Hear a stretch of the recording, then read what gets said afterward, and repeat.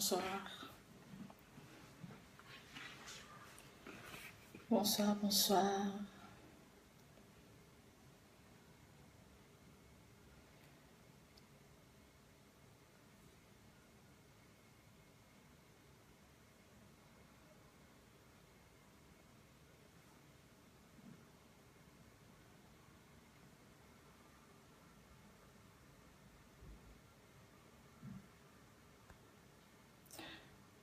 Bonsoir, pasteur. Comment vas-tu? J'espère que tu vas bien et que tu t'es bien reposé, j'espère. J'espère que tu t'es bien reposé, que les nouveaux mariés et tous d'ailleurs, ils vont tous bien. Que Dieu vraiment vous bénisse pour ce que vous faites à Bordeaux. Mes salutations à Papa Destin, ainsi qu'aux enfants. Bonsoir à tous, soyez les bienvenus. Que le Seigneur vous bénisse. Bonsoir, bonsoir. Comment allez-vous? J'espère que vous allez bien par la grâce du Seigneur et que vous avez passé une agréable journée dans la présence du Seigneur. Amen. Soyez bénis en tout cas. Donc, invitez, partagez la vidéo. Ah oui, il faut te reposer, pasteur, c'est important. Le corps a besoin du repos. Tu as raison, oui, il faut se reposer. Amen. Bonsoir à tous. Donc, venez, invitez vos contacts, invitez vos amis. Partagez aussi cette vidéo. Dans quelques minutes, nous allons commencer. Nous allons commencer dans quelques instants. Donc, en attendant, invitez. Soyez les bienvenus en tout cas.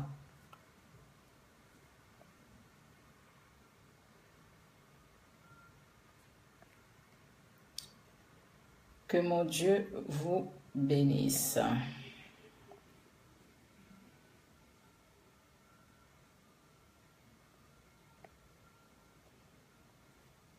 Soyez les bienvenus. Bonsoir à tous. Bonsoir tout le monde. Que mon Seigneur vous bénisse. Soyez les bienvenus. Que Dieu vous bénisse. Amen, amen. Dieu a permis que nous puissions être là ce soir, parler encore de sa part. Et merci à vous de vous contacter. Merci à chacun de vous de me permettre en tout cas d'être chez vous.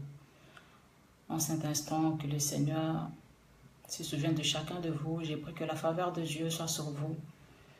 J'ai pris que le Seigneur vraiment puisse vous bénir, que la grâce de Dieu demeure dans vos maisons, dans vos vies, ainsi que dans vos familles. Dans le nom de Jésus. Donc voilà, donc invité, je vais commencer dans quelques minutes. Hier, nous avons passé un très bon moment dans la présence du Seigneur. Et le Seigneur nous a bénis. Et je crois que ce soir aussi, il va nous bénir parce que je crois que Dieu est avec nous. Amen. Et je crois vraiment que le Seigneur va nous faire du bien ce soir. Donc partagez la vidéo, invitez. Nous allons commencer. Amen. Ceux qui n'auront pas le temps de se connecter ce soir, donc après cette vidéo, nous allons la partager et vous pourrez nous suivre en rediffusion. Amen. Donc sans plus tarder, nous allons prier, remettre ces moments que nous allons passer entre les mains du Seigneur. Nous allons dire à notre Dieu, comme il est toujours avec nous, comme il était avec nous depuis ce matin, qu'il puisse être avec nous encore ce soir parce que nous voulons parler de lui. Nous voulons que le Seigneur puisse nous faire du bien. Nous voulons que le Seigneur puisse nous enseigner. Et je le crois du plus fort de mon cœur que notre Dieu, il va nous faire du bien. Amen. Donc nous allons prier au nom de Jésus. Éternel Dieu de grâce, Dieu de paix, j'ai béni ton nom, Seigneur. Et je te dis merci, Seigneur Jésus, parce que tu es Dieu. Merci, Seigneur, parce que tu as renouvelé le souffle de vie en nous. Tu as renouvelé ta bonté. Tu as renouvelé, Seigneur, ton amour, ta grâce. Merci, Seigneur, pour le souffle de vie. Merci pour la santé. Merci pour la force. Merci pour ce que tu as fait, Seigneur Jésus. Merci, le véritable Dieu, Seigneur de gloire. J'ai béni ton nom, Yahweh. Je te dis merci parce que tu es Dieu et tu resteras Dieu. Nous te confions, Seigneur, ces moments, Seigneur, entre à tes mains. Saint-Esprit, sois avec nous du début jusqu'à la fin. Nous voulons que tu puisses encore nous parler, que tu puisses encore nous faire du bien. Je te confie, Seigneur, à nos bien-aimés qui sont en train de me suivre, Seigneur. Révèle-toi et parle-nous encore ce soir dans le nom de Jésus. Amen. Amen. Juste un instant, je reviens.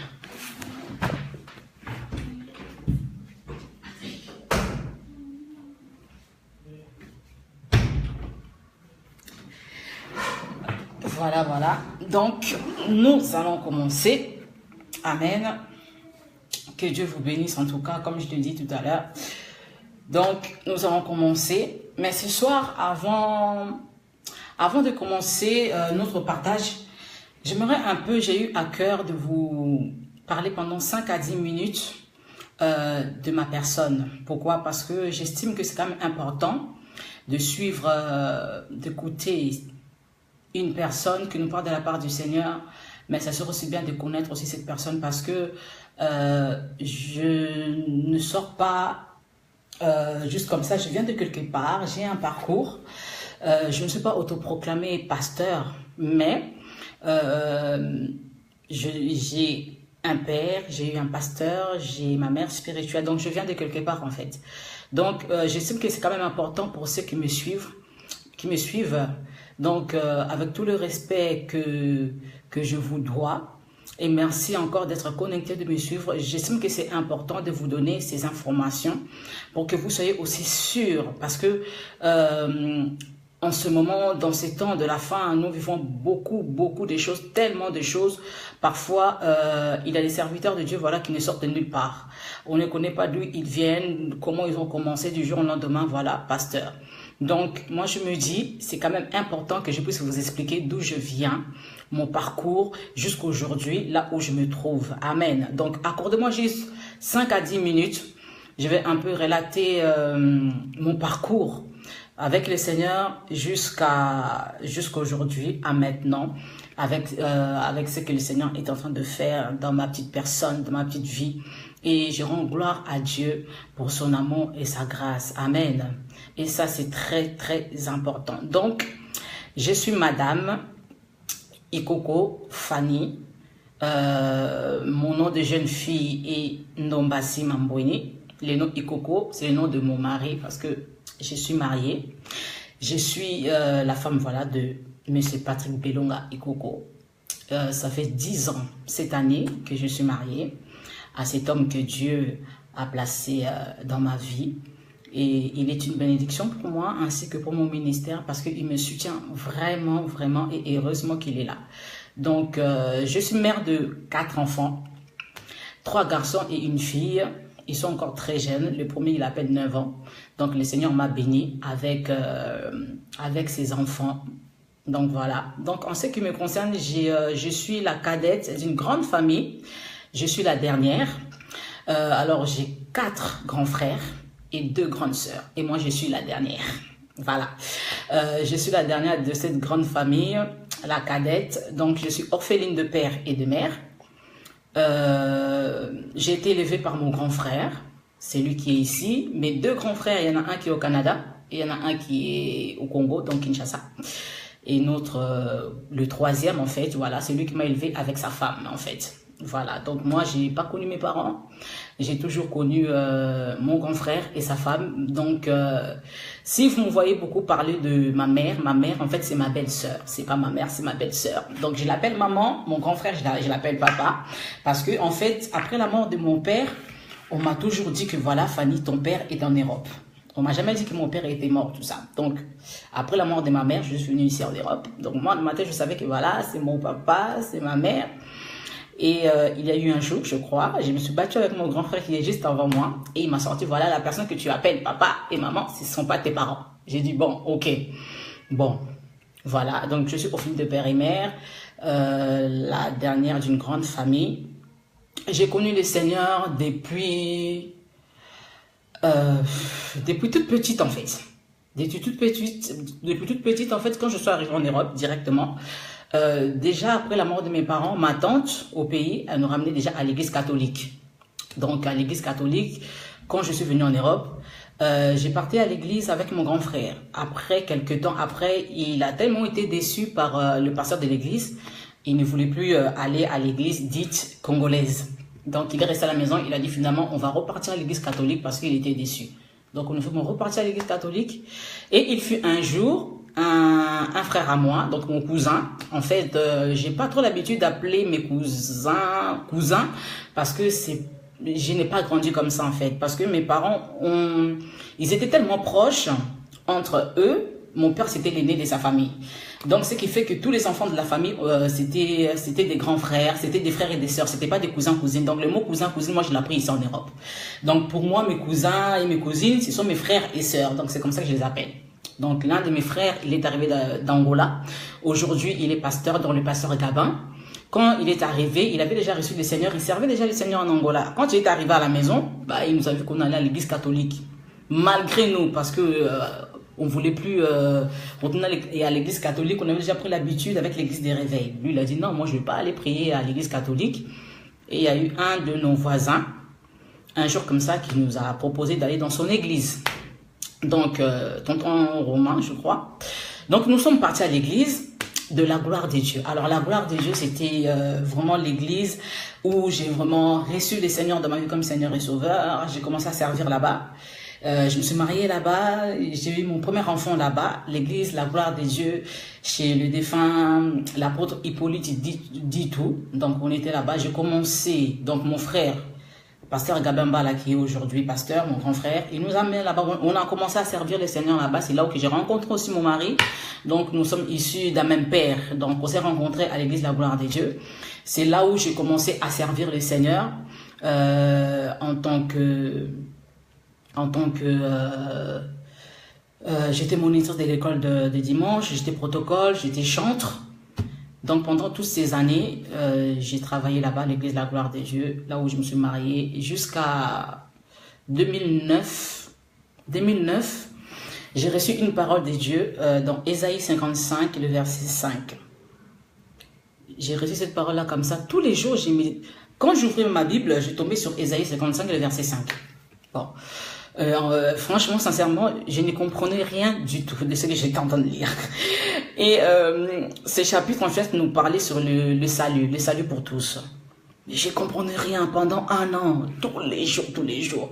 Et le Saint-Esprit, dès que j'ouvre ma Bible, je tombais sur, je dis, mais Seigneur, déjà, je ne comprends rien, tu me parles d'Ésaïe 55, qu'est-ce que ça veut dire finalement? Et il y a eu un jour, j'ai eu un songe, j'étais dans une église. J'ai vu l'église comment était avec les pasteurs, avec la prédication. En fait, moi, j'étais invitée, j'ai participé au culte, en fait. Et quand je me suis réveillée, ça m'a marqué, en fait. Ça m'a marqué pendant 6 mois, je crois. Ça m'a marqué, je ne dormais plus.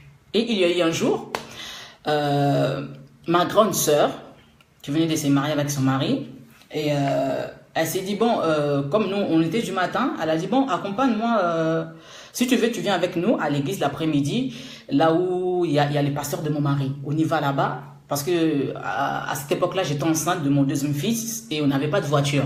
Donc, j'étais fatiguée de rentrer à pied avec mon premier enfant qui avait à peine 1 an. Donc, j'ai dit, bon, ok, comme vous êtes véhiculé, on y va. Et en retour, vous allez me déposer à la maison. Bonsoir, Y'a Lucie, comment tu vas? Donc, on est arrivé dans cette église. Quand je suis rentrée, on était en train de prier, c'est exactement ce que j'avais vu dans mon songe. L'église, les modérateurs, le pasteur. Et pendant que le pasteur était en train de prêcher, je me suis dit, mais cet homme-là, j'ai déjà vu quelque part. Et c'était l'homme que j'avais vu dans mon songe, en fait, il y a 1 an passé. Il y a 1 an passé, c'était comme si c'était du déjà vu que j'avais vu. Et pendant qu'il était en train de prêcher, parce que ma soeur m'avait dit que c'était un pasteur. Mais pendant qu'il prêchait, j'étais pas convaincue que c'était un pasteur. En fait, je me disais, mais lui c'est pas un pasteur. Il prêche comme un prophète. Et à la fin, bon, donc il m'a reçu, comme je venais d'arriver à l'église, il m'a expliqué les choses, etc. Et quand on est parti, j'ai dit, mais tu m'avais dit que c'était un pasteur, mais c'est pas un pasteur. Là, je demandais à ma soeur. Elle me dit, mais non, mais moi je sais que c'est un pasteur parce que tout le monde l'appelle pasteur Jonas. J'ai dit non, c'est pas un pasteur, c'est un prophète. Elle me dit, mais comment tu le sais? Je dis, mais ça se trouve que c'est un prophète. Un prophète, quand il prêche avec un pasteur, il y a toujours une différence, c'est pas la même chose. Et je demande à son mari, il m'a dit non, en fait, on l'appelle pasteur parce que voilà, il est berger, mais en fait, c'est un prophète. Donc, quelques temps après, il est venu chez moi nous rendre visite et je lui ai parlé du verset que Dieu m'avait donné. Et c'est lui qui m'a expliqué, qui a interprété cette vision que j'avais eue et par rapport au verset que Dieu m'avait donné. Il m'a dit non, en fait, les versets que tu as eus, c'est le verset qui correspond à ton ministère. À cette époque-là, je dis ok, d'accord, du ministère, il m'a dit oui, c'est pour ton ministère, tout ça. Il m'a expliqué, j'ai dit ok. Et j'étais vraiment attirée par, en fait, moi je suis toujours ça m'avait toujours attirée. J'aime plus, je suis à l'aise, voilà, je dirais, je suis à l'aise avec les prophètes. Donc je suis vraiment attirée avec tout ce qui est prophétique. Ça c'est vraiment moi. Et j'étais vraiment à l'aise avec lui. Et j'étais là, j'ai prié. Et finalement, Dieu m'a dit que mon temps était fini à l'église La Gloire de Dieu, que je devais aller chez ces prophètes-là qui devaient m'encadrer pour que je puisse entrer dans mon ministère.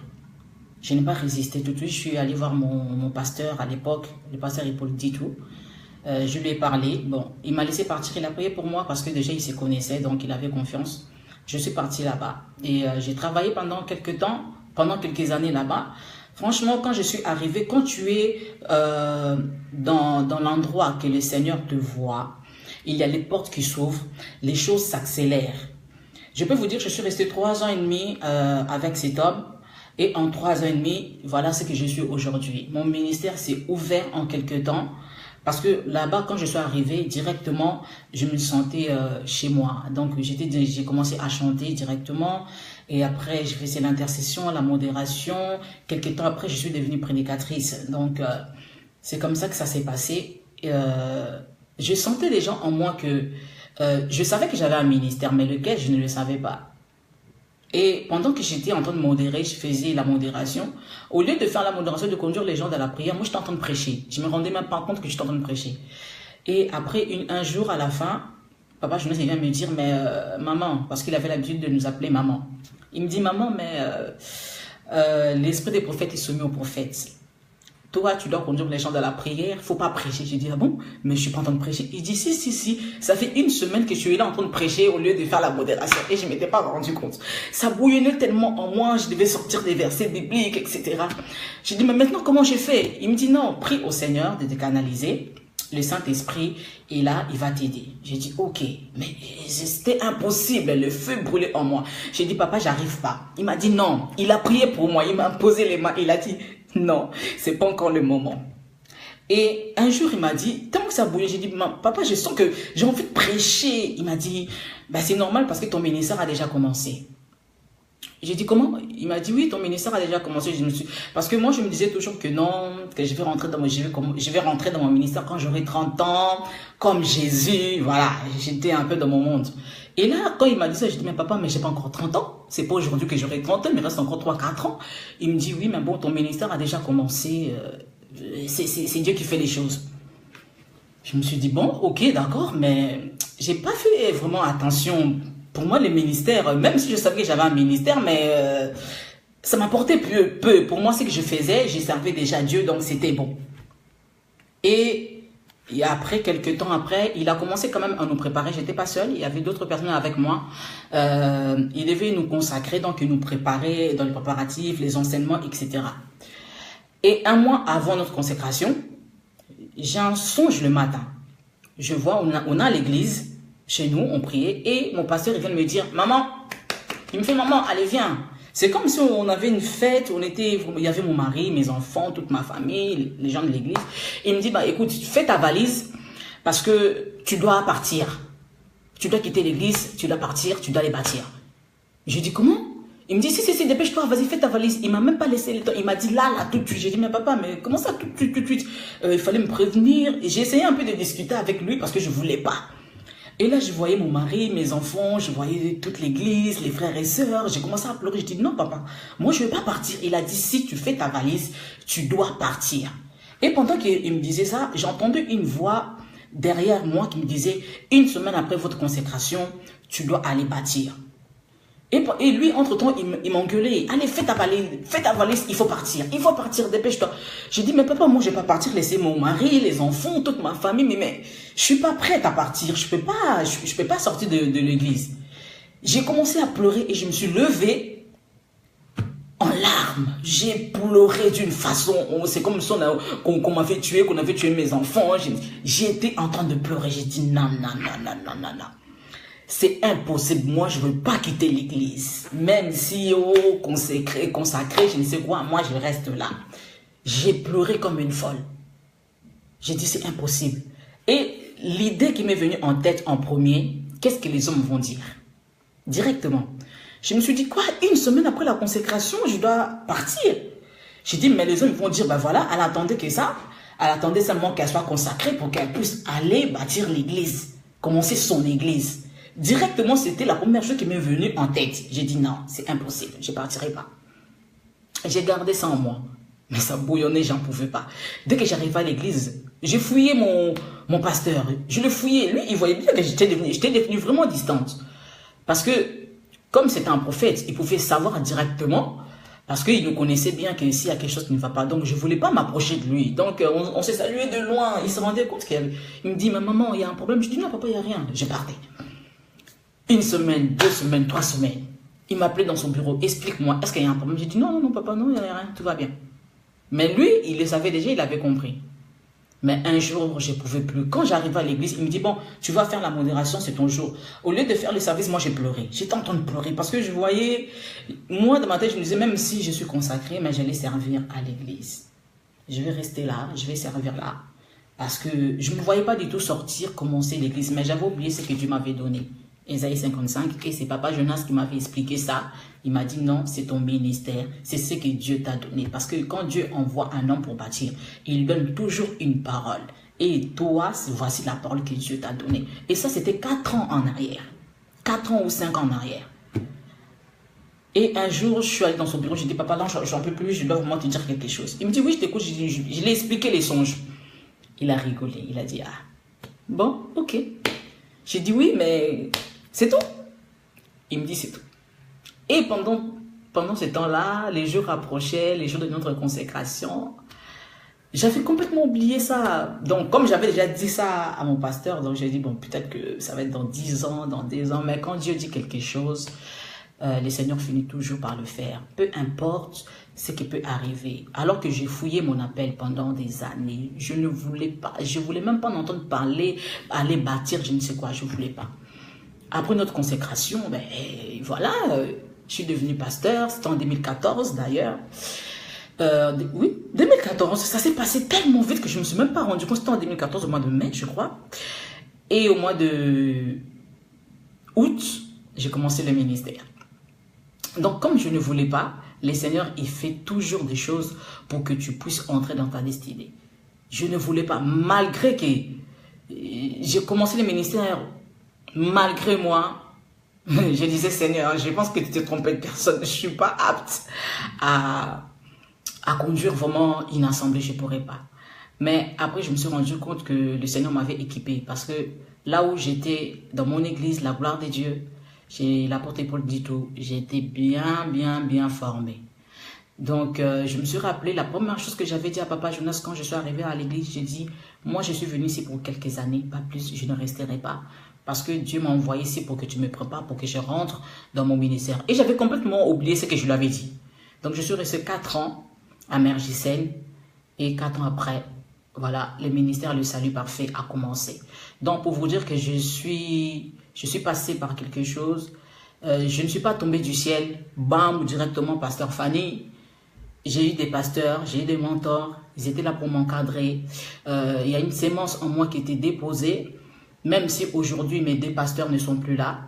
L'apôtre Paul, il est mort, ça fait déjà 7 ans, et papa Jonas, il est mort, ça fait à peine 8 mois, donc c'est en décembre 2016, même s'ils ne sont plus là, mais je sais que, en tout cas, j'ai été très bien formé, ça je peux vous le dire. Papa Jonas pouvait vous appeler à 3 h du matin, Fanny, Réveille-toi avec ton mari. Allez, vous devez intercéder, vous devez prier pour moi. Il ne disait pas prier pour vous, prier pour vos maisons, pour vos ministères. Il disait non, priez pour moi parce que j'ai besoin de vos prières. Il pouvait vous appeler à 5 heures du matin, peu importe. Il n'avait pas besoin de savoir, même si demain vous allez travailler ou quoi que ce soit. Donc, il était là. Il nous a vraiment, surtout lui, c'était vraiment la prière. La prière parce que lui, il avait un ministère de délivrance. Donc vraiment, il nous avait bien encadrés. Et j'ai dit, gloire au Seigneur d'être passé par ces serviteurs-là. Le Seigneur les a utilisés pour m'encadrer, pour être ce que je suis aujourd'hui. Et j'ai dit, merci au Seigneur parce que Dieu m'a envoyé une mère qui est là pour m'encadrer, la prophétesse Tabitha Isolo. Même avant ça, avant que je commence le ministère, Dieu m'avait déjà dit que ça sera elle, ma mère spirituelle. Mais je l'avais gardée pour moi et je n'avais rien dit à personne. Et jusqu'à ce qu'elle aussi de son côté, elle a eu la confirmation que Dieu lui a dit de venir m'encadrer. Donc voilà un peu mon parcours spirituel. Donc je suis Madame Fanny Coco, mariée avec l'évangéliste Patrick Ikoko, mère de 4 enfants. Et voici un peu mon parcours dans le ministère. Donc je ne suis pas tombée du ciel, je viens de quelque part. J'ai aussi quelque chose que Dieu a déposé en moi et je crois que Dieu il va faire des grandes choses à travers moi pour bénir le monde. C'est vrai que longtemps, j'ai fouillé l'appel, mais quand Dieu te choisit, c'est vrai que moi, j'étais une Jonas. J'étais vraiment Jonas, mon féminin. Je ne voulais pas du tout, mais Dieu a dit que cela soit ainsi. Donc, voilà, les choses se sont faites ainsi. Voilà un peu ce que j'avais à vous dire avant de passer à notre exhortation. Donc, aujourd'hui, je ne vais pas vous prendre beaucoup de temps. Donc, gloire à Dieu, que Dieu te bénisse, pasteur. Nous devons avoir un parcours. Nous devons tous avoir un parcours. Jamais tu peux servir Dieu si tu n'as pas de parcours. C'est impossible. Il doit y avoir des personnes tout autour de toi qui te connaissent, qui peuvent témoigner. Oui, parce que tu ne peux pas... Même Jésus-Christ, il avait un parcours. On connaissait ses parents. On connaissait ses frères et sœurs. Alléluia. On connaissait même les enfants qui ont grandi avec lui. Peut-être que ce n'est pas mentionné dans la Bible, mais il était aussi un enfant. Il avait aussi des copains qui jouaient avec lui au ballon, etc., etc. Donc, tu dois avoir un parcours. Tu ne dois pas sortir de nulle part. Tu n'as pas eu des pasteurs, tu n'as pas des papas spirituels, ni des mamans spirituelles. Non, ce n'est pas comme ça que ça se passe. Et même si tu as un ministère puissant, même si tu craches le feu, tu dois avoir un mentor. Tu dois avoir une couverture spirituelle parce qu'il y a des dimensions de l'onction. Ah oui, même si tu brûles de je ne sais quoi, même si tu donnes des prophéties du matin jusqu'au soir, il y a toujours une personne qui sera au-dessus de toi que Dieu va t'envoyer. Alléluia. Élisée était là, c'était un prophète, mais il y avait Élie qui était là au-dessus de lui. Donc c'est comme ça.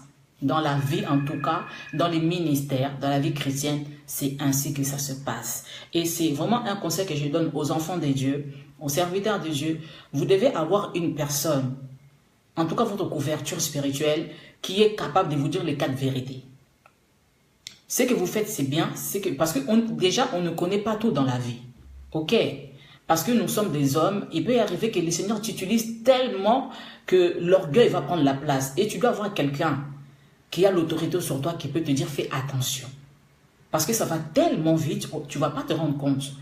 Tu dois avoir une personne qui est capable de t'engueuler, de te dire, stop, arrête-toi là, stop, assieds-toi, stop. Oui, moi, il y a eu un moment de mon ministère où ma mère m'a dit, assieds-toi pendant un mois, tu ne vas pas prêcher. Parce que j'avais besoin de ça. Elle m'a fait asseoir, ça personne ne le savait. Je me suis assis, je n'ai pas prêché parce que c'est l'autorité que Dieu a placée sur moi. Donc, avoir une autorité sur toi, cela ne veut pas dire que tu n'as pas d'onction, que tu ne pries pas bien, que Dieu ne te voit pas. C'est rien à voir. Il y a l'ordre qui est établi. Donc, c'est comme ça. C'est les forts qui bénit les faibles. C'est comme ça. Elle aussi, ma mère spirituelle aussi, a aussi son père spirituel. Oui, tu peux avoir des enfants spirituels, mais toi aussi, tu dois être l'enfant de quelqu'un. C'est comme moi, aujourd'hui, je suis parent de mes enfants. Demain, mes enfants aussi auront aussi leurs enfants. Ok? Donc, c'est comme ça que les choses se passent. Donc, voilà un peu mon parcours. Que Dieu vous bénisse en tout cas. Soyez bénis. Et en tout cas, pour ceux qui viennent d'arriver, que Dieu vous bénisse. Soyez le bienvenu. Donc, nous allons commencer notre petite exhortation. Je ne sais pas quelle heure il est maintenant. J'aimerais que je puisse, si possible, arrêter au moins à minuit. Plus tard, minuit, que je m'arrête. Parce qu'après, j'ai la prière à faire. Amen. Donc, nous allons prendre nos Bibles dans Psaume 37. Sans plus tarder. Psaume 37. Psaume 37. Hier, Nous avons parlé de la part du Seigneur dans le livre de Romains. Paul disait aux enfants d'Israël de se réveiller. 23h44 déjà. Oh là là. Bon, on va faire le mieux. Que le Saint-Esprit me canalise, que le Saint-Esprit prenne le contrôle, que je sois court, mais que les enfants de Dieu puissent comprendre ce que j'ai à dire. Amen. Donc, le psaume 37, le verset 25. Alléluia. Hier, nous avons dit, Paul hier nous a dit, réveillez-vous. Réveillez-vous enfin de votre sommeil, parce que vous savez dans quel temps nous sommes. Le salut est plus près de nous lorsque nous l'avons reçu. Donc, il est temps de nous réveiller. Donc, j'avais dit aux enfants de Dieu hier, il est temps que nous puissions abandonner parce qu'il a dit que nous devons nous revêtir de Jésus-Christ. Nous devons être un avec lui. Nous devons être unis avec Jésus. Nous devons être vraiment un avec lui. Nous revêtir de Jésus-Christ, les fruits de l'esprit, abandonner ce que nous sommes en train de faire, ce que tu as fait hier, ce que tu étais hier. Tu dois te dire que maintenant, je suis le temple du Saint-Esprit et je ne dois que obéir à mon Dieu. Amen. Donc, abandonner tout ce que nous faisons qui est contraire à l'esprit. Donc, hier, on a parlé de l'adultère, l'impudicité, les vols, etc., etc. Tout ce qui est contraire de la parole de Dieu.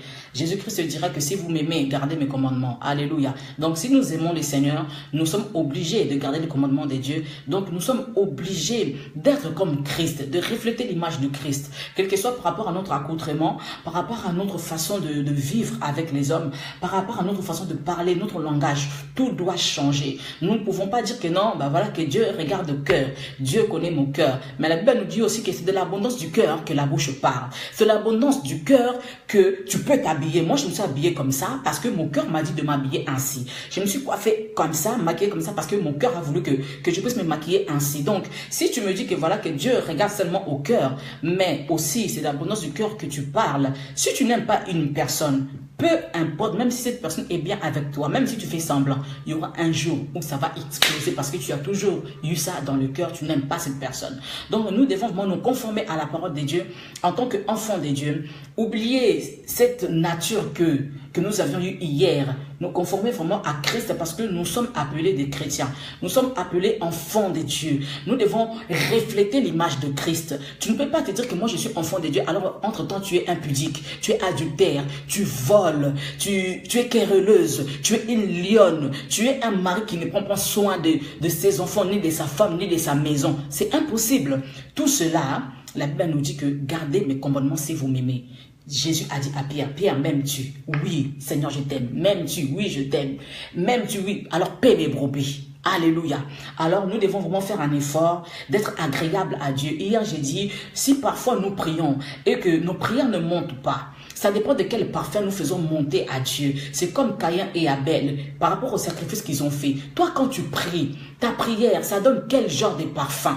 C'est quelle odeur que Dieu reçoit? Est-ce que quand il reçoit cela, est-ce qu'il arrive vraiment que, voilà, je reçois le parfum de bonne odeur de mon enfant et ça sent bon et le Seigneur exauce ta prière? Est-ce que Dieu, quand toi tu pries, quand tu ouvres ta bouche, quand tu commences à prier, est-ce que Dieu ferme son œil en disant que non, les parfums là, ça ne monte pas, je ne reçois pas ça parce que ce n'est pas un parfum de bonne odeur? Alléluia. Donc, nous allons lire dans le psaume, comme je l'ai dit, psaume 37, 25. La Bible nous dit, ça c'est David qui parle. Il dit, j'ai été jeune, j'ai vieilli, et je n'ai point vu le juste abandonné, ni sa postérité mendiant son pain. Je n'ai jamais vu un juste abandonné, et sa postérité mendiant son pain. Amen. Donc, j'aimerais nous dire, aujourd'hui, j'aimerais parler du juste. Qui est un juste? Parce que nous disons souvent que oui, David a dit que j'étais jeune, je vieillis, je n'ai jamais vu un juste. Mais un juste, c'est qui? Une personne qui est juste, c'est une personne qui est intègre. Alléluia. C'est une personne qui est loyale. C'est une personne qui est impartiale. C'est une personne qui est équitable. C'est une personne qui obéit à la parole de Dieu. C'est une personne qui fait la volonté de Dieu. C'est ça un juste. Alléluia. Oui, bien-aimé, on n'a pas besoin de réciter la Bible par cœur sans connaître exactement ce que nous disons. Quand David dit, depuis que j'étais jeune, je vieillis jusqu'à mon âge, je n'ai jamais vu une personne qui est intègre, une personne qui est fidèle à Dieu, une personne qui est loyale à Dieu, être abandonnée. Alléluia. Non seulement cette personne ne sera pas abandonnée, mais ni sa postérité. Donc, sa postérité, ses enfants, ses petits-enfants, ses arrière-enfants, ses arrière-arrière-enfants, mendiant son pain. C'est-à-dire être dans la pauvreté, galérer. Je n'ai jamais vu ça, c'est impossible. Tu sais pourquoi? Parce que Dieu, c'est un Dieu qui est juste. Alléluia. C'est un Dieu qui est juste. Bien-aimé, tu veux voir la main de Dieu dans ta vie? Sois un homme juste. Tu veux que le Seigneur étende sa main dans ta vie. Tu veux voir la main de Dieu. Serviteur, tu veux voir l'onction de Dieu. Là, moi, j'aime bien parler à tout le monde. Je ne sépare pas que, en disant que non, les serviteurs de Dieu, eux, ils sont justes. Eux, ils sont bons, contrairement aux fidèles. Non, c'est faux. Parce qu'il y a aussi des serviteurs de Dieu qui sont pires que les fidèles. Oh oui. Il y a aussi des serviteurs de Dieu qui font des choses dans le coucou, plus que des fidèles. Et ça, c'est vrai. Alléluia. Donc, j'aimerais te dire ce soir, bien-aimé, sois fidèle, sois juste devant Dieu.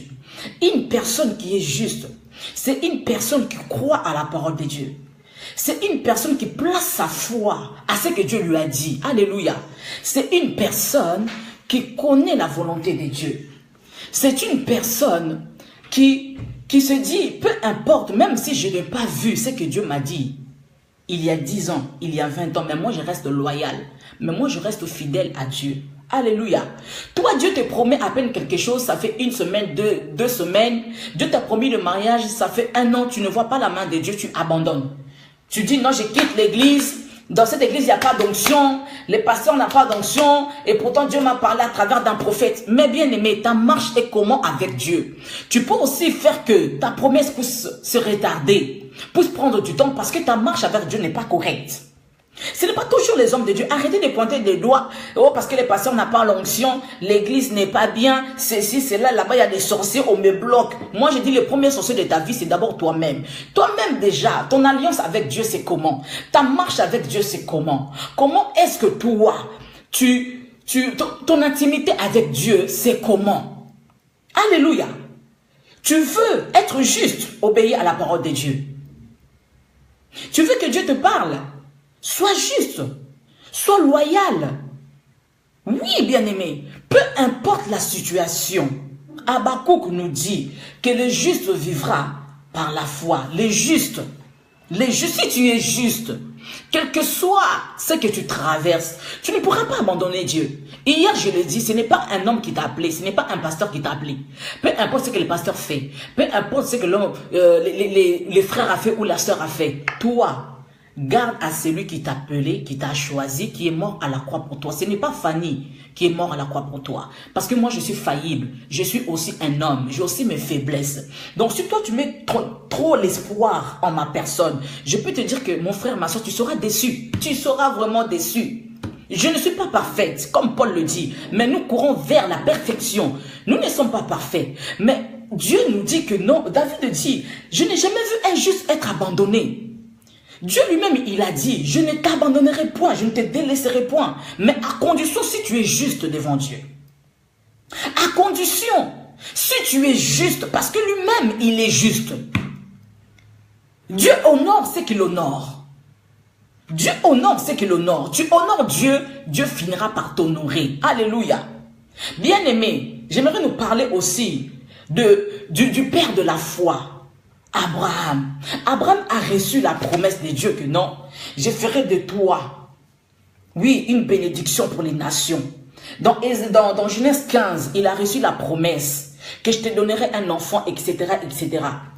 Il avait reçu la promesse, mais pendant tout ce temps, il ne voyait pas la promesse. L'âge avancé, il a même dit à Dieu, mais attends, mais moi je pars, je ne laisse pas des enfants derrière moi et tu dis que non, que je serai père des multitudes des nations, c'est impossible. Mais par la suite, nous connaissons l'histoire, Sarai a dit que non, voilà, mais prends Agar, fais ceci, fais cela. Malgré qu'au début, il avait la foi, mais il avait perdu la foi.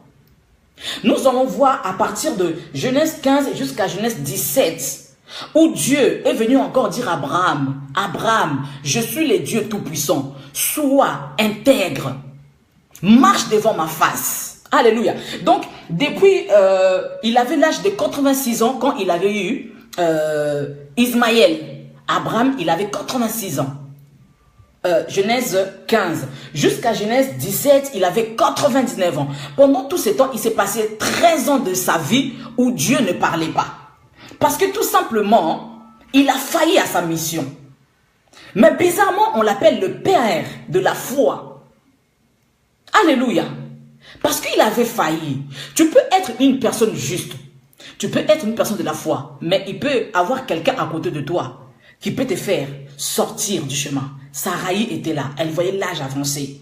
Alors qu'eux, ils avaient la promesse. La Bible nous dit que Dieu, dans Genèse 17, est venu. Il a dit à Abraham, Abraham, je suis le Dieu Tout-Puissant. Marche devant ma face. Sois intègre. Il lui a encore rappelé ce qu'il avait eu. 13 ans après, il a eu Isaac. Alléluia. Bien aimé dans le Seigneur. Quand Dieu a dit à Abraham, parce que intègre, c'est être juste. Il a dit, sois juste devant moi. Marche devant ma face. Pour dire qu'Abraham n'était plus devant la face de Dieu. Alléluia. Malgré la promesse. Tu peux faire que les choses retardent. Il a retardé sa promesse de 13 ans. 13 ans. Il a retardé sa promesse de 13 ans. Bien aimé dans le Seigneur. Aujourd'hui, j'aimerais faire court. Sois juste. Sois injuste devant Dieu. Le contraire d'injuste, c'est quoi? C'est une personne qui est odieuse. C'est une personne qui est mauvaise. C'est une personne qui est tyran. Tu es mauvaise dans tes paroles. Tu es mauvaise dans ton entourage. Qu'on demande seulement à ta femme. Mais cet homme-là est comment? Elle va vous dire. Qu'on demande seulement à ta famille. Cet enfant est comment? On va vous dire. Cet enfant-là. Pas de commentaires. Comprenez seulement. Alléluia. Et toi, tu veux dire que non, alors que tu es là tous les jours, tu pries, tu pries, tu pries. Parfois même que tu sers à l'église. Parfois même tu es aussi un serviteur de Dieu, mais coureur de jupons. Prédicateur de la sainteté, mais ce que tu fais derrière, c'est le contraire. Répondons-nous.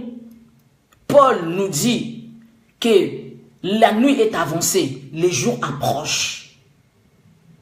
Les jours approchent. Abandonnons toutes les mauvaises choses. Dieu est capable de nous aider.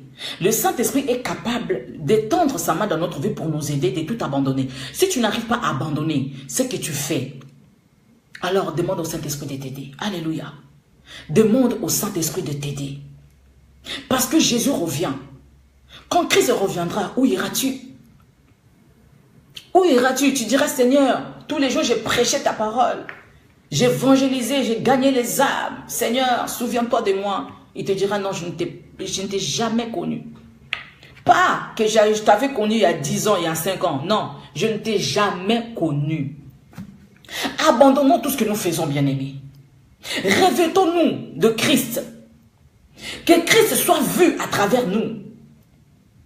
Pas par rapport à notre apparence. L'habit. Non, on n'a pas besoin de ça. Mais le fruit de l'esprit, Christ en toi. Christ en toi. Aujourd'hui, nous crions que la France soit sauvée. La France pour Jésus. La France ne sera pas sauvée par rapport à nos slogans, par rapport à ce que nous disons. Un juste n'a pas besoin de parler. Quand tu rencontres un juste, rien que sa présence, ça va t'affecter.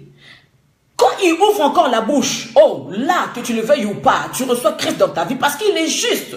Parce que Dieu ne marche qu'avec des justes. Dieu ne marche qu'avec des personnes qui sont fidèles. Dieu ne marche qu'avec des personnes qui sont loyales. Quelle que soit la durée du temps, même si la promesse tarde, même si je ne vois pas la main de Dieu, mais moi je reste fidèle à Dieu. Je marche avec la foi. C'est quoi la foi? La foi, c'est une confiance absolue et permanente, constante. Donc, qu'il vente, qu'il neige, j'ai la foi. Parce que Dieu m'a dit. Ok? Dieu m'a dit, donc j'ai la foi. Même si je n'arrive pas à abandonner ce que je fais. Et ça, je le répète. Je ne sais pas pourquoi, mais j'aimerais vraiment insister parce que le diable, surtout ici en France, le diable est en train de détruire beaucoup des vies des enfants de Dieu à cause de ça. Tu vis avec un homme qui t'a pas marié et tu dis que je suis madame Intel. Hier, je le dis. Et s'il faut que je prenne ça tous les jours, je vais répéter la même chose jusqu'à ce que tu changes ta situation. Dans cette condition, bien aimé, tu n'es pas juste. Et ça, je peux te dire, si Christ revient aujourd'hui, tu vas rester. Tu vas me dire, pasteur, tu es en train de me condamner. Je ne suis pas en train de te condamner. Mais je te dis seulement ce qui est vrai. Tu vis avec un homme qui t'a pas marié, qui t'a pas connu. Tu n'es pas tombé du ciel. Tu viens de quelque part. Tu as des parents. La Bible nous dit qu'il faut honorer nos parents. Honorer aussi Dieu. Alléluia. Tu dois faire en sorte que cet homme-là puisse régulariser la chose. Et ici en France, on trouve que c'est normal d'être femme seule. Parce que tu vivras bien, selon eux. Mais moi, je sais que le bonheur, c'est en Christ.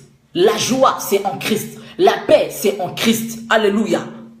Ce n'est pas les allocations que la CAF donne qui fera que tu sois heureuse. C'est faux. Si Christ revient aujourd'hui, que tu ne le veuilles pas, tu resteras. Je ne te condamne pas, mais je te dis ce qui est vrai, ma soeur. Tu es dans la fornication et Dieu condamne. Dieu condamne cela. Je tape vraiment le marteau comme il faut. Dieu condamne cela. Même si vous avez 5 enfants, même si vous avez 10 enfants, même si ça fait 20 ans que vous êtes ensemble, régularisez votre situation. Le diable est un menteur. Le diable fait tout pour que tu restes quand Christ reviendra. L'enfer n'a pas été créé pour l'homme. L'enfer a été créé pour Satan et ses acolytes. C'est que Dieu veut pour toi, qu'un jour que tu règnes avec lui, que tu sièges avec lui. Alors bien aimé, si c'est ta situation, parle avec cet homme qui vient te marier, qui vient te doter. C'est pas compliqué. Alléluia. Tu n'as pas besoin de faire une grande fête. Non. Tu viens, on t'impose les mains, tu viens chez moi, j'ai pris pour toi, j'ai pris pour les alliances, vous êtes bénis. Vous partez à la mairie, voir les parents, etc. Tu es marié, tu as régularisé ta situation, au moins devant Dieu, tu es juste de ce côté-là. Alléluia. Les justes, Dieu ne pourra jamais l'abandonner. Dieu vengera toujours un juste qui est persécuté. Si tu sais que tu es juste, quels que soient les problèmes que tu peux rencontrer, quelle que soit la situation que tu peux vivre, même si les montagnes se lèvent, même si les sorciers se lèvent, sache que Dieu finira par te justifier parce qu'il est le juste juge. Oui, parce que tu es juste, Dieu ne pourra jamais abandonner un juste. David le dit, je n'ai jamais vu un juste abandonné. Non seulement les justes là, mais sa postérité. Tout ce qui viendra après lui, ils ne seront jamais abandonnés. Parce que Dieu aime les personnes qui sont justes. Bien-aimé, marche dans la justice de Dieu. Tu dois aimer la justice de Dieu. Tu dois aimer la parole de Dieu. Tu dois saisir la parole de Dieu dans ton cœur. Tu dois vraiment, vraiment manger la parole de Dieu. Tu dois rester ancré dans la parole du Seigneur. Tu dois aimer les commandements de Dieu. Tu dois aimer les lois du Seigneur. Tu dois aimer ce que Dieu te dit. Bien aimé, partir à l'église, c'est pas ça qui fera qu'un jour, comme Christ reviendra, que tu puisses aller. Prêcher, faire des campagnes d'évangélisation, ce n'est pas ça qui fera qu'un jour que tu puisses rentrer dans le paradis. Non, ce n'est pas ça. C'est ta marche avec Dieu. Peu importe ce que tu fais, même si tu fais des miracles. Mais si tu n'es pas juste devant Dieu, bien aimé, tu ne rentreras pas. Bien-aimé, l'appel, quand Dieu appelle une personne, il lui donne l'appel, il lui donne le don, c'est irrévocable, ça reste. Ne pense pas parce que tu fais des miracles que tu es toujours avec Dieu, que Dieu est toujours avec toi. Ce n'est pas parce que tu fais des miracles, que tu fais tomber des gens, que tu parles bien, que tu prêches bien, bien-aimé. Il y a des personnes, des blancs, des païens qui donnent des cours de théologie, qui parlent bien, mais ils sont des païens.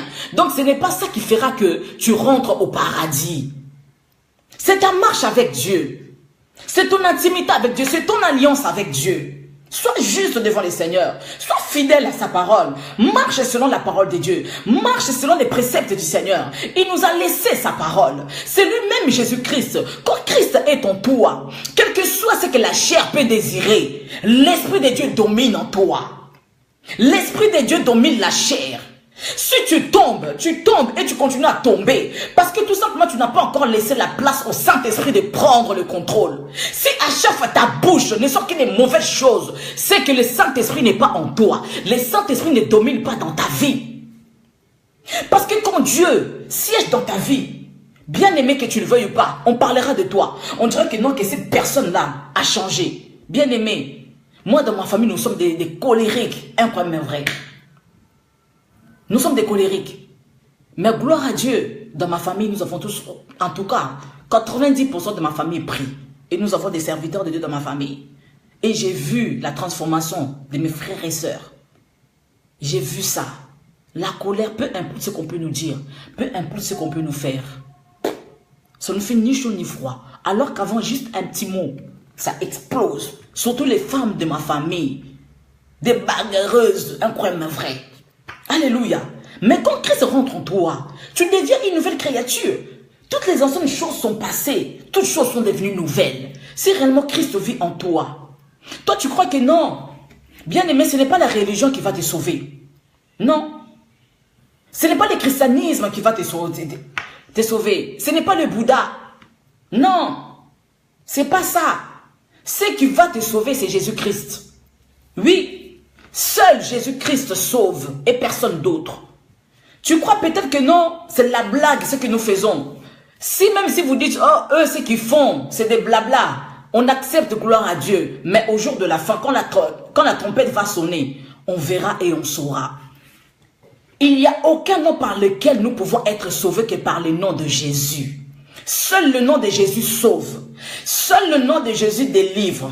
Seul le nom de Jésus guérit. Que tu sois musulman, que tu sois bouddhiste, que tu sois chrétien, je ne sais quoi. Seul le nom de Jésus peut te sauver. Et personne d'autre peut te sauver à part Jésus. À part Jésus. Si tu crois que c'est vraiment un slogan que nous disons que Christ revient bientôt, crois, prends-le ainsi. Mais j'aimerais te dire, la trompette va bientôt sonner, Christ revient. Et quand Christ reviendra, où iras-tu? Où iras-tu? Si tu n'as pas Christ en toi, où iras-tu, bien-aimé? Réellement, Christ revient. Mais nous qui disons que Christ revient, répentez-vous, bien-aimés, recevez le Seigneur dans votre vie, c'est bien beau. Mais quand Christ reviendra, Jacques nous dit, il est réservé à l'homme de mourir qu'une seule fois. Après quoi vient le jugement. Nous serons tous jugés. Oui, que tu sois archibishop, trichilobe, je ne sais quoi d'autre, pape, saint quoi, saint Marc, nous serons tous jugés. Et ces jours-là, bien-aimés, ces jours-là, ce sont nos œuvres qui vont peser. Cela va peser. Si toi tu crois que parce que tu craches les feux, parce que tu fais des miracles, que tu vas rentrer au paradis, c'est faux, tu te trompes. Tu seras aussi jugé. Nous serons tous jugés. Ce soir, j'aimerais nous dire, soyons justes devant Dieu. Soyons ces personnes-là qui sont justes devant Dieu. Quand Dieu regarde ta vie, il dit non, je peux témoigner, bien-aimé. Quand Christ nous regarde, que Christ puisse se réjouir et qu'il puisse se dire, je ne suis pas mort en vain pour cet enfant. Je ne suis pas mort en vain pour ma soeur. Je ne suis pas mort en vain pour mon frère. Alléluia. Que l'œuvre de la croix puisse transformer nos vies. Que Dieu puisse témoigner de nous devant Satan. Alléluia. Que Christ puisse témoigner de nous devant son Père. Papa, voilà. Voilà cet enfant. Voilà ton enfant. Je ne suis pas mort en vain. Mon sang n'a pas coulé en vain. Parce que cette personne fait ce que le Père lui dit de faire. Jésus-Christ dira, mon Père agit, moi aussi j'agis. Il faisait ce que son Père lui disait. Il était obéissant, lui qui était Dieu. La Bible nous dit, il n'a pas regardé son égalité avec le Père. Non, il a accepté de venir sur la terre mourir à la croix pour moi. Lui qui était Dieu. Il était soumis à la volonté de son Père. Il disait, Père, si tu pouvais éloigner de moi cette coupe. Mais, toutefois que ta volonté soit faite. Mais nous, en tant qu'enfants de Dieu, nous qui avons le Saint-Esprit en nous, quand Dieu nous dit, non, je ne veux pas que tu fasses ça. Mais toi, comme la chair domine dans ta vie, tu préfères écouter la chair. Tu préfères écouter tes désirs que ce que le Saint-Esprit est en train de te dire. Hier, j'ai dit, beaucoup des enfants de Dieu, le Saint-Esprit en nous est en train de suffoquer. Le Saint-Esprit souffre. Le Saint-Esprit est en train de s'étouffer. Il transpire. Parce que, tout simplement, nous l'étouffons avec nos désirs charnels. Avec ce que nous voulons. Avec nos propres désirs. Le Saint-Esprit n'a plus sa place. Mais nous disons que nous sommes enfants de Dieu. Nous disons que nous croyons à Dieu. Nous disons que nous sommes serviteurs de Dieu. Serviteur de Dieu, quand tu donnes un programme à l'église, est-ce que c'est la volonté de Dieu? Ne dis pas que non, c'est pour la gloire de Dieu. Non. Même si tu fais quelque chose pour la gloire de Dieu, pour le royaume, est-ce que c'est dans la volonté de Dieu? Ne fais pas des événements pour faire des événements. Est-ce que c'est Dieu qui t'a dit? Oui. Conformons-nous à la volonté de Dieu. Faisons la volonté de Dieu. Peu importe, même si c'est la volonté de Dieu, même si c'est pour la gloire de Dieu. Non, nous faisons cet événement pour la gloire de Dieu. Nous faisons cet événement pour l'église, c'est pour le royaume. Mais est-ce que c'est la volonté de Dieu? Est-ce que c'est la volonté de Dieu? C'est pourquoi beaucoup de ministères échouent. Parce que nous croyons que quand nous faisons un programme, un événement à l'église, que Dieu est d'accord avec nous. Beaucoup des enfants de Dieu, Dieu n'est plus là. Il te reste que les dons que Dieu t'a donnés. Mais c'est rouillé. Il te reste que les parlants en langue. C'est rouillé. Il te reste que peut-être tes prédications. Il y a 10 ans que tu as gardé, mais Dieu n'est plus là. Dieu n'est plus là parce que tu ne marches pas selon sa volonté. Alléluia. Bien-aimés dans les Seigneurs, soyons justes devant Dieu. David a dit, j'étais jeune, j'ai vieilli, je n'ai jamais vu un juste abandonné. Je n'ai jamais vu une personne qui est intègre, délaissée par Dieu. Je n'ai jamais vu une personne loyale, fidèle, que Dieu abandonne. C'est impossible. Si tu es intègre devant Dieu, bien-aimé, je vous en supplie, faisons un effort d'être fidèle à la parole de Dieu. Faisons un effort d'être intègre à ce que Dieu nous demande. Ne faisons pas la volonté des hommes, bien-aimés. Ne faisons pas la volonté des hommes, mais faisons la volonté de Dieu. L'homme aujourd'hui va t'acclamer comme pour Jésus. Les hommes que Jésus a nourris, que Jésus a délivrés, il a fait des miracles, ils étaient là, ils acclamaient Jésus. Mais ce sont les mêmes personnes qui l'ont mis à la croix. Aujourd'hui, tu peux faire la volonté d'un homme, mais un homme restera un homme. Aujourd'hui, tu peux plaire à un homme. Non, je fais ceci parce que c'est mon mari qui veut. La Bible nous dit que la femme doit être soumise à son mari. Moi, j'ai quelque chose que je dis toujours à mon mari. Je suis soumise à toi, chérie, parce que je t'aime. Mais la première chose que je ferai, c'est d'abord écouter Dieu. C'est d'abord écouter Dieu, faire d'abord la volonté de Dieu, même si ça ne te convient pas. Je t'aime, mais d'abord la volonté de Dieu. Alléluia. D'abord Dieu. Que l'homme que tu as épousé ne puisse pas te faire rater le paradis. Les femmes, la femme que tu as épousée, qu'elle ne puisse pas te faire rater le paradis. Même tes propres enfants ne puissent pas te faire rater le paradis. Non, non, non. Toi, reste intègre. Reste fidèle. Accroche-toi à Dieu. Abandonne tous ces petits dieux. Abandonne la colère. Abandonne tout ce qui est mauvais. Parce que Christ revient. S'il ne revient pas aujourd'hui, demain il reviendra. Il reviendra sûrement un jour. Nous avons la foi que Christ reviendra nous chercher. C'est pourquoi nous nous accrochons. Parce que nous avons la foi. Nous avons cette confiance absolue que Christ reviendra aujourd'hui. Même si je meurs aujourd'hui, je sais que même dans la tombe, je vais entendre la clochette sonner, la trompette sonner. Oui, Christ reviendra nous chercher. Alors, bien-aimés, arrangeons nos vies. Arrangeons nos vies. Ne disons pas non, c'est l'Europe qui veut ça. C'est la France qui veut ça. Moi, je m'en fous de ce que la France veut. Mais moi, je fais ce que Dieu veut. Oui. Peu importe ce que le monde nous présente aujourd'hui. Mais est-ce que ça rentre dans la volonté de Dieu? Ne vous conformez pas au siècle présent. Faisons attention. Ça va vite, hein? Ça va très vite. Nous pouvons nous conformer au siècle présent sans même nous rendre compte. C'est la mode, tout le monde fait ça, tout le monde s'habille comme ça, tout le monde en langage comme ça. Mais est-ce que c'est vraiment ce que Dieu veut pour nous? Est-ce que c'est vraiment de la volonté de Dieu? Alléluia. Si nos prières ne sont pas exaucées, peut-être parce que c'est pas dans la volonté de Dieu. Parce que Dieu ne nous trouve pas juste devant lui. Peut-être que tu te dis, ah, je marche comme je marche, mais je suis béni. Il y a un frère qui m'a dit, de toute façon, moi j'ai besoin de rien d'autre. Hein. Je suis marié, j'ai des enfants, j'ai acheté une maison, j'ai mon entreprise, j'ai ma voiture. Mais la Bible nous dit que tout ceci, ce n'est que des surplus. C'est d'abord le royaume des cieux. Dieu veut que nous puissions être bénis, oui. Mais ce ne sont que des miettes. Mais ce que Dieu nous réserve le plus, c'est ce qui nous attend là-bas. Alléluia. C'est ce qui nous attend là-bas. Parce qu'aujourd'hui, quand tu vas mourir, l'argent là va rester. Quand tu vas mourir, la femme là, elle va se remarier. Quand tu vas mourir, les enfants vont faire leur vie. Quand tu vas mourir, même la maison là, si la femme n'arrive plus à payer les crédits, l'État va reprendre la maison. Même ton entreprise, tu vas la fermer. Alléluia. Donc, que les choses de ce monde ne puissent pas nous faire rater le ciel. De ne plus nous conformer à la parole de Dieu. Qu'est-ce que Dieu nous dit de faire? Aimez-vous les uns et les autres. Aimez-vous les uns et les autres. Priez même pour vos ennemis. Mais toi, tu dis, Seigneur, pardon. Priez pour qui? Cette personne sait qu'elle m'a fait. Je dois encore prier pour cette personne. Hé, Seigneur, pas ça. Je peux tout faire, mais pas ça. Tu as échoué à l'examen. Tu as échoué, bien-aimé. Positionne-toi bien pour que Dieu puisse changer ta situation. Positionne-toi vraiment dans